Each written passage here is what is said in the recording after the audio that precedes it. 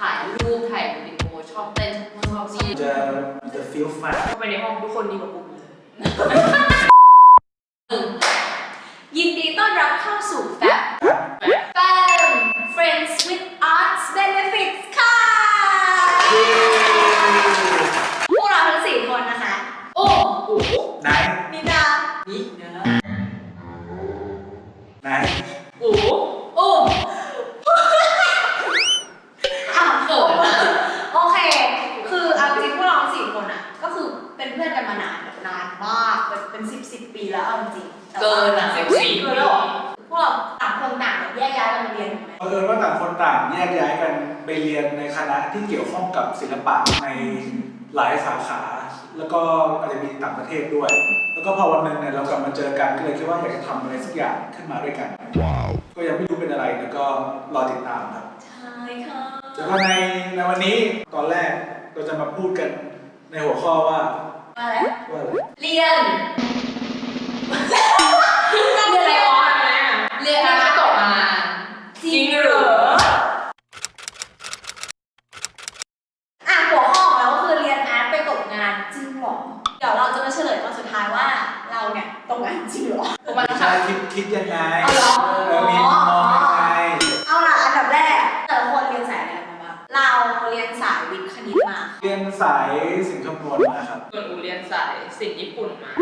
ส่วนเราเป็นลูกครึ่งนะคะ เรียนทางสายวิทย์แล้วก็สายศิลป์คำนวณ เกลียดลูกครึ่งอ่ะเป็นคนใจโลเลแล้วเราเราก็อยากรู้ว่าแต่ละคนทำไมถึงแบบเลือกเรียนสายอย่างไหนอ่ะ คือเราไม่เก่งพวกวิทย์หรือเลขอะไรอย่างเงี้ยมาตั้งแต่มต้นอ่ะก็เริ่มตกลงมาเรื่อยๆแล้ว ต ก็ ก เล ล ย งมาเรื่อยๆนี่คืออะไร ตกลงมาเรื่อยๆแบบค่อยๆลงเกรดเริ่มแย่จากที่สอบได้เนี่ยก็เริ่มสอบไม่ได้ เริ่มต้องไปซ่อมต้องอะไรก็เลย คิดว่าเข้าสายศิลป์ดีกว่า เพราะว่าอินด้านศิลปะด้วยนิดหน่อยแต่คิดว่าอยากจะเข้าศิลป์ที่ยังพอมีทางเลือกให้เข้าคณะในพวกนี้ได้อยู่ก็เลยเลือกศิลป์คำนวณ แต่แตกต่างค่ะฉันคิดว่าคือถ้าฉันเลือกเรียนสายวิทย์คณิตแล้วอ่ะฉันจะไปไหนก็ได้ อันนี้คือเหมือนเป็นแบบไม่รู้นะในสมัยที่เรียนอยู่แบบเป็น mindset เลยอะเด็กสายวิทย์ว่าแบบเฮ้ยถ้าฉันเรียนสายวิทย์อะฉันจะข้ามไปศิลป์ฉันก็ทำได้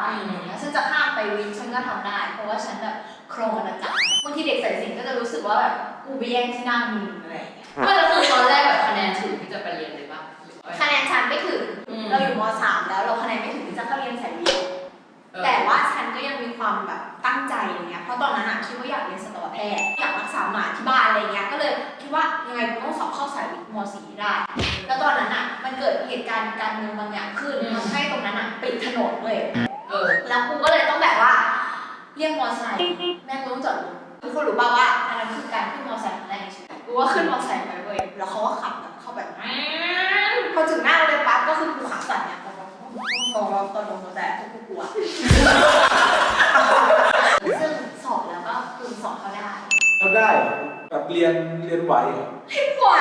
แต่พอได้สอบจริงๆอะจำไม่ได้ไง ยังไงเนี่ย ไปที่ดู ส่วนเราคือเรียนศิลป์ญี่ปุ่นมา เรามองตรงข้ามกับมินานิดนึงคือเรารู้สึกว่า เรา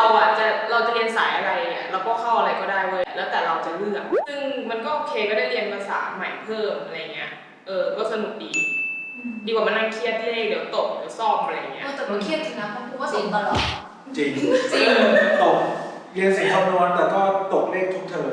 แล้วอย่างอุ้มทำไมถึงเลือกแบบถึงเปลี่ยนสายอะไร คือเราตอนแรกทุกคนรู้สึกว่าเราเป็นเด็กสายวิทย์เว้ยเราก็อยากเป็นหมอแหละแต่ในใจก็แบบเทศหมายถึงว่าในใจก็ชอบแบบถ่ายรูปถ่ายวิดีโอชอบเต้นชอบนี่อะไรอย่างเงี้ยแต่ว่าตอนนั้นก็มีความคิดว่าแบบถ้าเข้าวิทย์คือก็เป็นหมอได้แต่คือเข้าสายศิลป์ไปแล้ว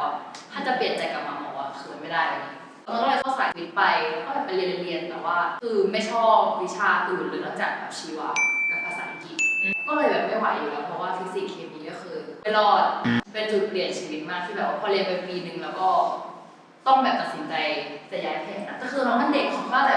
การย้ายแผนเป็นสิ่งสำคัญแบบเปลี่ยนชีวิตแล้ว แต่ย้ายแผนไปแล้วไม่กลัวหรอกแบบเพื่อนใส่สิ่ง อีกประเด็นหนึ่งที่เราแรกลังเลจะศิลป์คำนวณหรือศิลป์ภาษาดีหน้าเกรดเราก็เข้าได้หมดศิลป์ภาษาเพื่อนจะแย่เพราะว่าช่างเถอะลองเรียนสรุปกูจะเข้าไปในห้องทุกคนดีกว่ากูเลยกูจะไม่ผิดกูแล้วหน้าหลังห้องคนคุยก็กูทั้งห้องเรียบร้อยตั้งใจเรียนทั้งห้องดีกว่ากู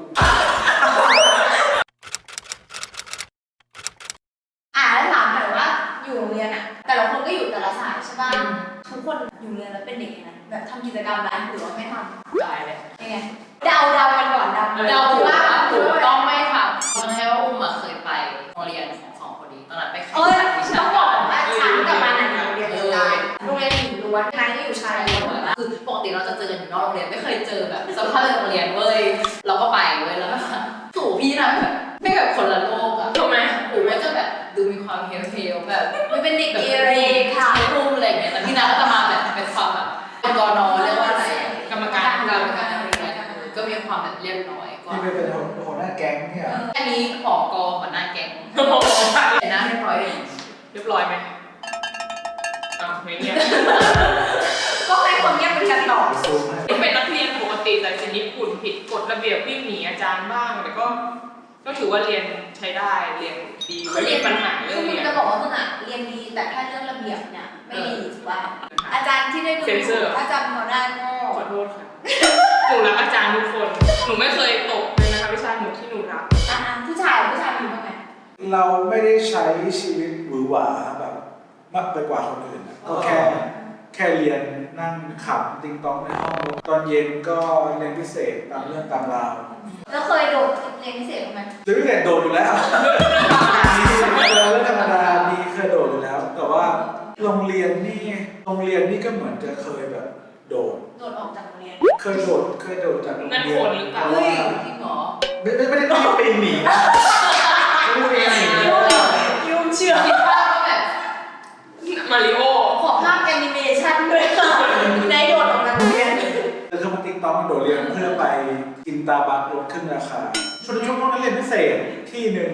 ไปถึงเร็วแล้วก็เป็นแก๊งที่แบบว่าชอบไปคุยไปแกล้งพี่เคาน์เตอร์ก็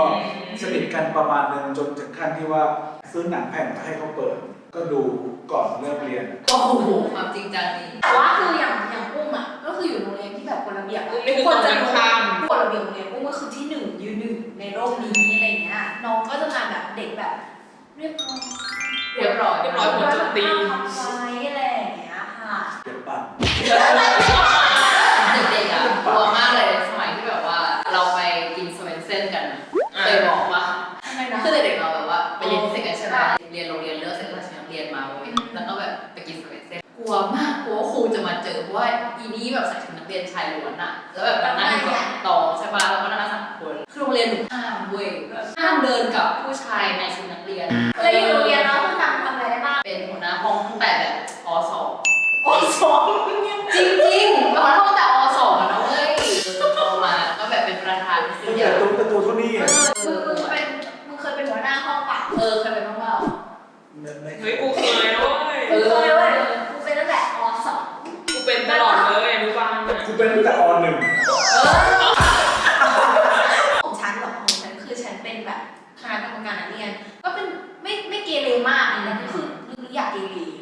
อยากแบบอยากออกนอกกับเขตว่ะแต่ว่าคุณโดนล็อกตลอดคุณพ่อแบบคุณพ่ออ่ะก็จะรู้จักกับ